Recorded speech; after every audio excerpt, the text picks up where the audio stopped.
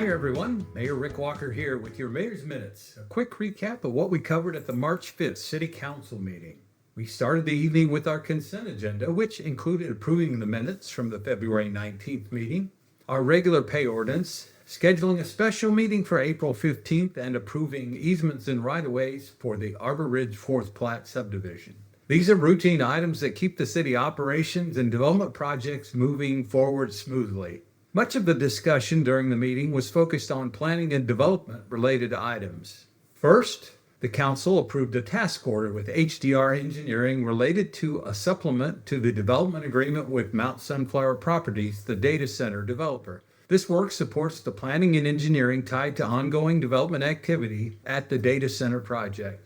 The council also approved 3 zoning text amendments that were recommended by the Planning Commission. One of those amendments allows automobile manufacturing in the M1 Industrial District. This reflects how much the manufacturing has changed over the years. Our modern advanced manufacturing facilities are typically clean and highly automated operations that take place inside controlled buildings rather than the heavy industrial environments that we might remember from decades ago.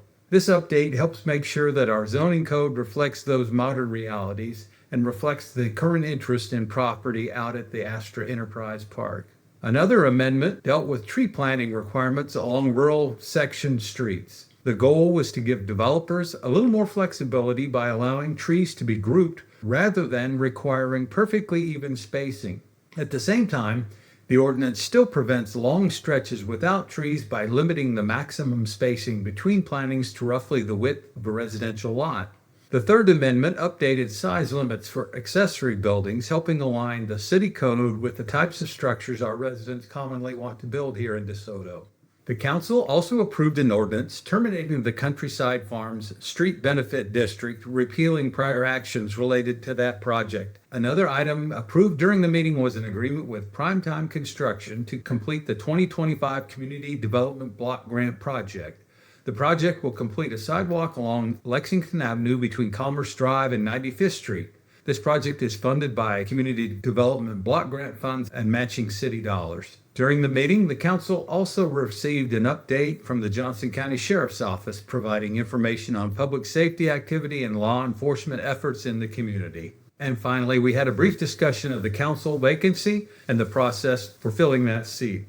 We'll share more about that as the process moves forward. As always, we appreciate you attending the meetings, watching, listening, and staying informed about what's happening in the community. If you'd like to watch the meeting in full, check out the city's YouTube channel. Thanks for listening, and I'll see you around town.